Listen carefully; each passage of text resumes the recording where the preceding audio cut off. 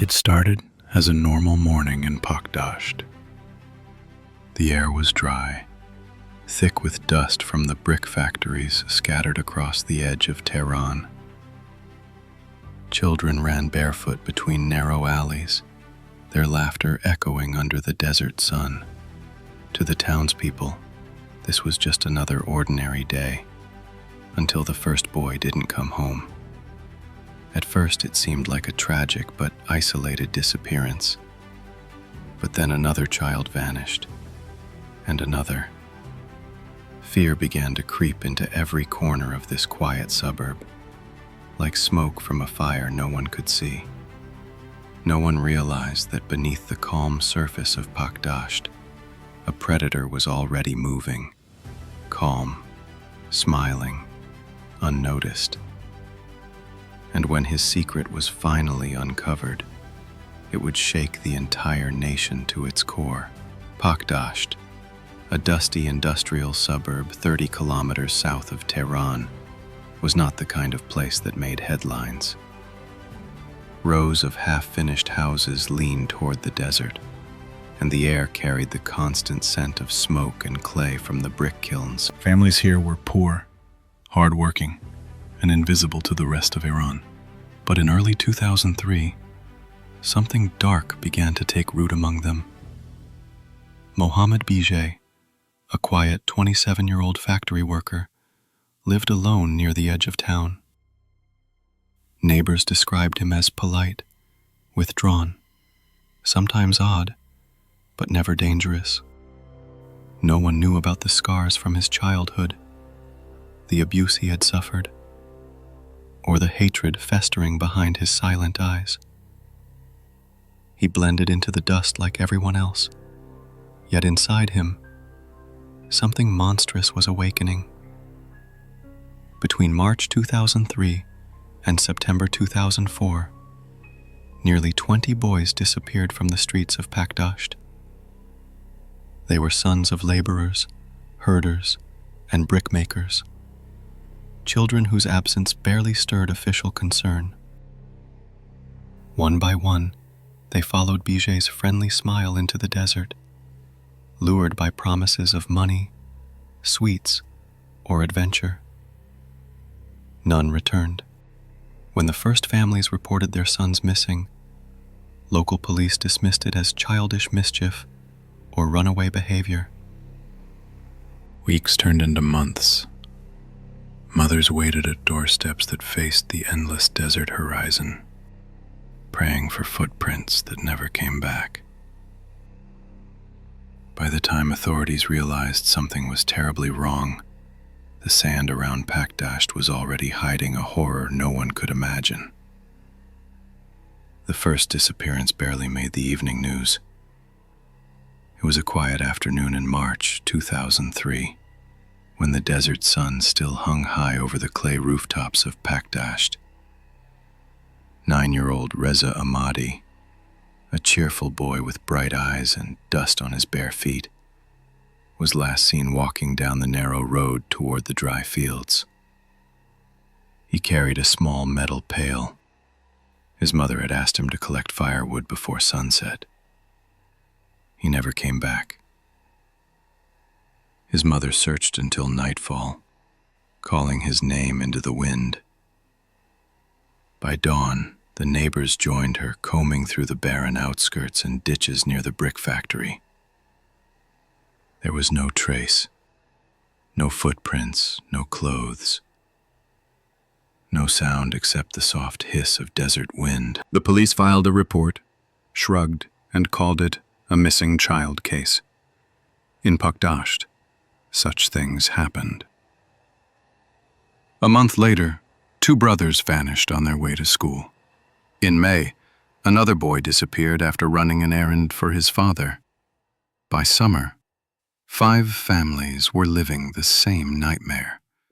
Small shoes left by doorsteps, plates of food untouched, and mothers staring at the horizon long after dusk.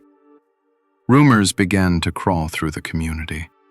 Some said a jinn, a desert spirit, was taking the children.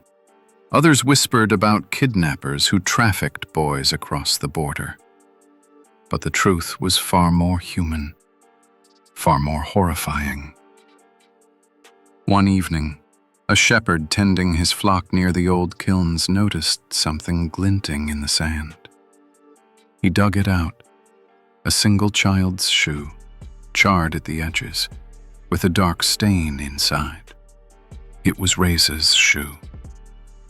When the police arrived, they found nothing else, just scorched earth and the faint smell of fuel.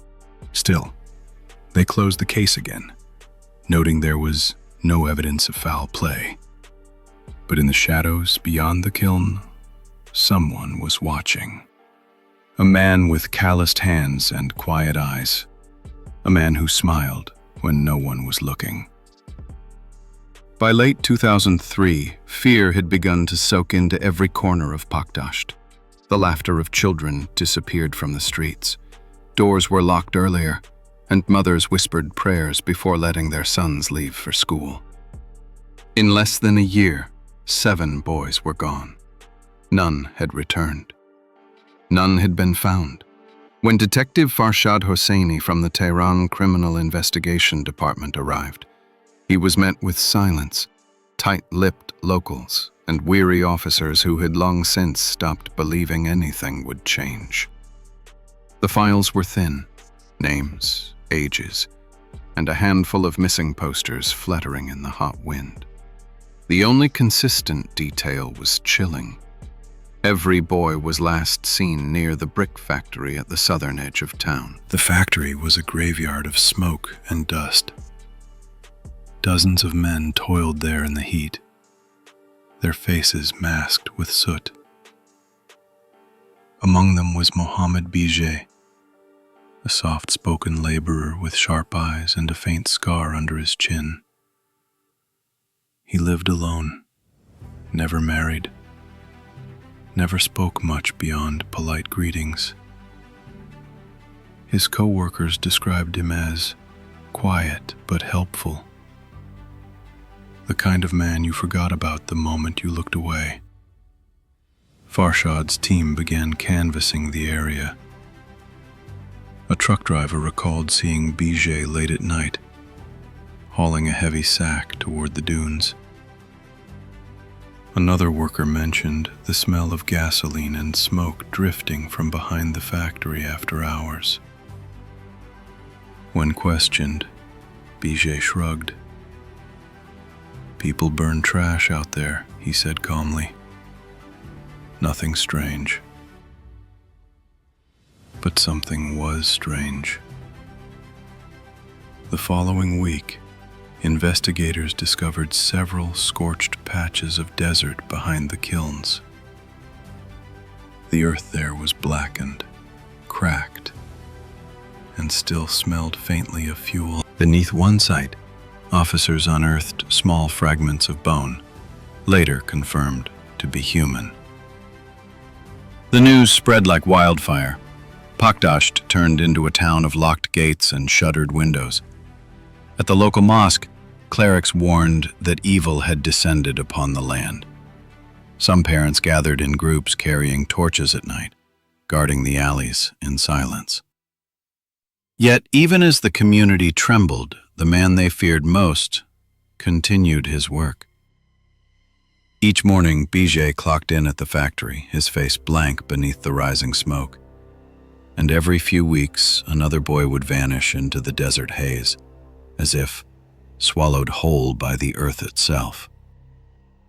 It was a blistering morning on September 27, 2004, when 12-year-old Ali Asghar crossed paths with the man the town had come to fear but never suspect. Ali was walking home from school, a bag of stale bread tucked under his arm, when Mohammed Bijeh approached on his motorcycle. The man smiled, his face half hidden behind dark glasses. "Come with me," he said softly. "I'll show you a place full of animals, foxes, snakes, maybe even wolves." To a boy of 12, adventure was irresistible. Ali hesitated, then climbed on. They rode past the last row of brick houses into the desert. The wind grew hotter, the air thicker. The road vanished into nothing but sand and silence. When they stopped near a cluster of half-buried mounds, Bijeh's voice changed. "Get off," he said. There was no smile now, only a glint of metal as he drew a knife. Ali froze, then he ran.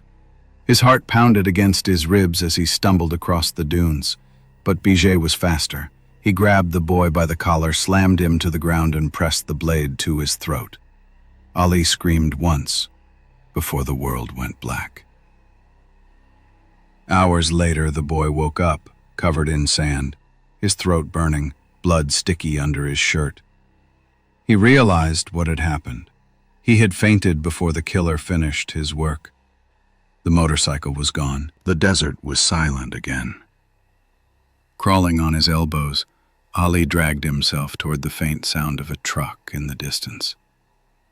When the driver saw him, half-conscious, face swollen, shirt torn, he rushed him to the nearest police post. Between gasps, Ali told them everything. The man's name, the motorcycle, the scar, the smell of gasoline. That night, officers surrounded Bijeh's house on the edge of Pakdasht. Inside, they found a length of rope, several knives, and a small notebook, each page filled with children's names. Some were crossed out in red ink. Others remained untouched. The boy had survived, and with him came the first real crack in the monster's mask. The desert broke its silence the next morning. After Ali's statement, investigators moved quickly. Guided by the boy's trembling words, they began digging behind the old brick kilns at the edge of the wasteland where Bijeh often worked alone. The first few hours yielded nothing but dry sand and crushed stones. Then, as the sun rose higher, a shovel hit something solid, cloth, coarse and stiff, wrapped around a small body. When the first child's corpse emerged from the sand, the air seemed to stop moving. By dusk, 3 graves had been uncovered. Each contained 2 or 3 children, buried close together. The smell was unbearable. Burnt fabric, gasoline, and decay blending into the heavy desert air. Officers covered their faces, but the images seared into their minds forever. Over the next 2 days, teams from Tehran and the IRGC surrounded the site. 17 sets of remains were recovered, some skeletonized, others still wrapped in ash-stained clothes. Near one grave, police found a small pile of melted plastic toys and a rusted bicycle frame. Everything the boys had once loved was now reduced to fragments and dust. Television crews arrived. Reporters wept on camera. Parents fainted as tiny shoes and school bags were lifted from the earth. The nation watched in horror as Pakdasht became synonymous with evil. The investigation was officially named Operation Desert Wolf. Inside the suspect's home, officers found Bijeh's diary, a plain notebook covered in dirt. Its contents were methodical, almost clinical. Each page described a crime: the lure, the act, the burial. I burned them so the smell would go away, One line read, "When the smoke rose, I felt peace."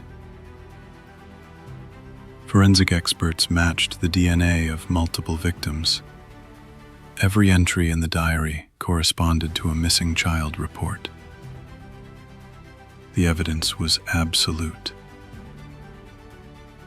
Crowds began gathering outside the police station, chanting, demanding death. Mothers held photos of their sons. Fathers shouted through tears. Some tried to break through the cordon to reach Bijeh. As the seventh grave was unearthed, Detective Farshad stood under the blinding sun, his hands shaking. He whispered to himself, "We should have found him sooner." But for Pakhtashad, it was already too late. The sand had told its story, and it would never forget. When they brought Mohammed Bijeh into the interrogation room, he didn't look like a man who had just been caught burying children in the desert. He sat straight-backed, eyes calm, lips almost forming a smile. His hands, calloused from years of factory work, rested quietly on the table. The officers expected denial, excuses, pleading. Instead, when Detective Farshad laid the evidence before him, the diary, the photographs, the survivor's testimony, Bijeh simply nodded. "Yes," he said in a voice barely above a whisper. "I did it." The room fell silent. He spoke for hours that night, answering every question without hesitation. He told them how he watched the children after school, how he picked the ones who looked lonely or curious, how he promised them sweets or the chance to see wild animals, how he waited until they were deep in the dunes where no one could hear. His tone never changed. There was no emotion, no shame.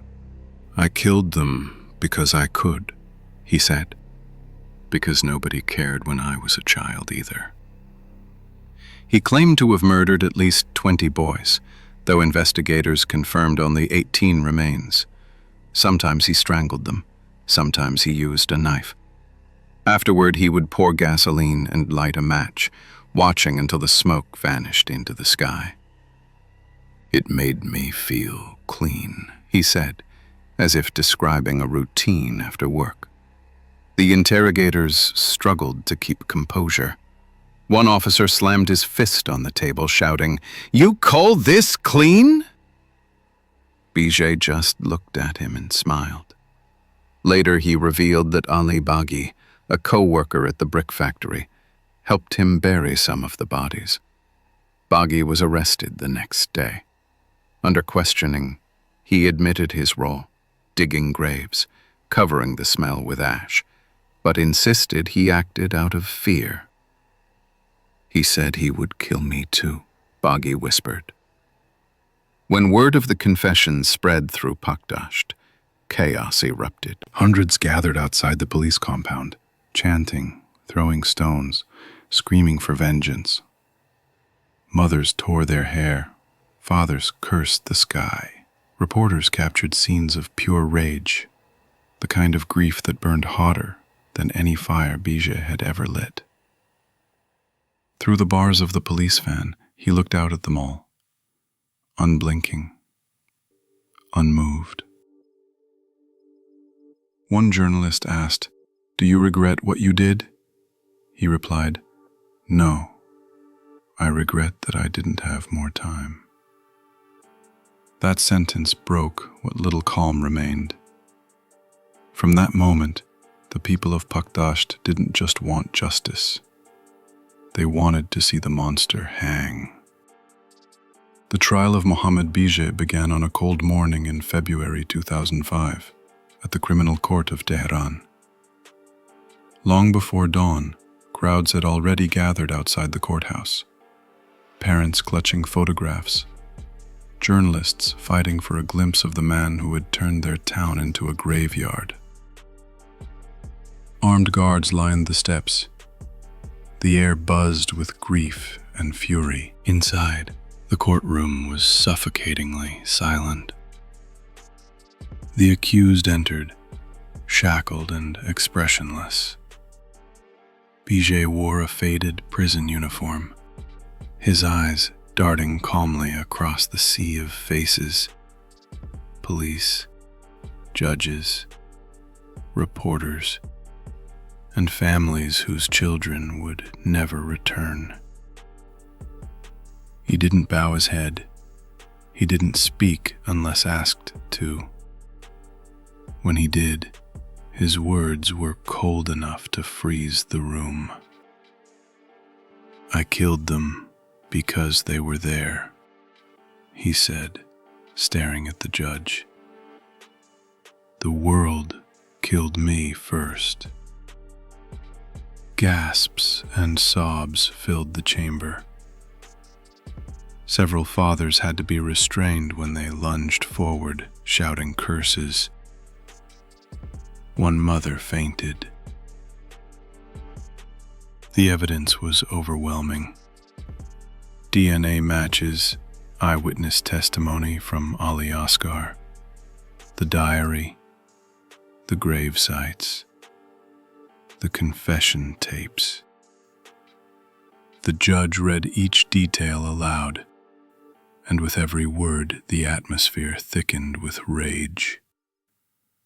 The verdict was swift, guilty on all counts. Bijeh was sentenced to public execution by hanging in the very town where he had buried his victims. His accomplice, Ali Baghi, received a life sentence. As the date of execution approached, the Iranian government prepared for one of the largest public events in the nation's criminal history. Posters went up across Pakhdasht, announcing the time and place. Citizens were encouraged to attend to witness justice. Some saw it as closure, others as a grim spectacle. On March 16, 2005, before sunrise, thousands flooded the Pakhdasht square. The area had been fortified with barricades and soldiers. In the center stood a tall crane with a single rope dangling from it. Families of the victims occupied the front rows, holding framed photos close to their chests. At 7 a.m., the prisoner was let out. Bijeh looked thinner but not broken. As the crowd erupted into shouts, he stood straight and stared at the horizon, calm, almost detached. Then something unexpected happened. As he was escorted to the platform, one of the victim's fathers broke through the line of guards. The man's face was pale with rage and sorrow. He approached Bijeh, raised his hand, and slapped him across the face so hard that the sound echoed through the square. The crowd roared. "That's for my son," the father shouted. Bijeh didn't flinch. He simply turned his eyes toward the rising sun and murmured something no one could fully hear. Some said he whispered, "It's over." Others swore he said, "I'm not sorry." Moments later, the rope tightened around his neck. The crane lifted, and the body jerked once, then hung still. The crowd erupted, not in cheers, but in a mixture of weeping, relief, and exhaustion. Mothers clutched each other, fathers fell to their knees. Detective Farshad watched from the edge of the crowd, silent. He had dreamed of this moment for months. Yet now, it felt empty. "Justice," he muttered, "isn't always peace." When the body was finally lowered, the sun had risen fully above the desert. The square was littered with flowers, tears, and silence. For the people of Pakhdasht, the monster was gone, but the shadows he left behind would never truly fade. When the dust settled over Pakhdasht, the desert was quiet again. The graves had been sealed, the factory reopened, and the television crews packed up their cameras. But for the families who lost their children, silence was not peace. It was a wound that would never close. Mohammed Bijeh was gone, but his shadow lingered in every alley, in every cautious glance between parents and strangers. Children were no longer allowed to roam freely. Mothers waited at school gates long before the final bell. The town that once trusted its own had learned to fear the ordinary. Psychologists who later studied the case called Bijeh a textbook product of violence, a boy once abused who grew into a man incapable of empathy. His transformation from victim to predator revealed the darkest truth of all, that evil often begins as suffering left to rot. In interviews, experts warned that ignoring signs of trauma, neglect, or mental illness could breed another monster in any community, anywhere. The government's response was swift but belated. Laws on child protection were revised. New police units were formed in rural regions. Yet no reform could erase the image of 17 small bodies pulled from the sand. Iran would never forget the name Pakdasht, a place once invisible, now burned into history as a graveyard of innocence. Detective Farshad left the force a year later. When asked why, he said, "Because I still hear them, the boys, their laughter, and the silence that came after." The story of Mohammed Bijeh is not only a tale of horror, it's a warning. Evil rarely announces itself. It hides behind the familiar, behind the quiet smiles and harmless gestures of those we think we know. It thrives when communities look away, when cries for help are dismissed as noise. So if you take one thing from this story, let it be this. Never ignore the small disappearances. Never doubt your instinct when something feels wrong, because sometimes monsters don't come from the darkness. Sometimes they walk beside us under the brightest sun. Thank you for listening to Crimes That Shocked the World. If you made it this far, tell us, where are you tuning in from? Are you listening at home, on your way to work, or during a late-night drive? Leave a comment, share your thoughts, and help us grow this community that believes awareness saves lives. Don't forget to like, share, and subscribe, because knowing the truth might one day protect you or someone you love.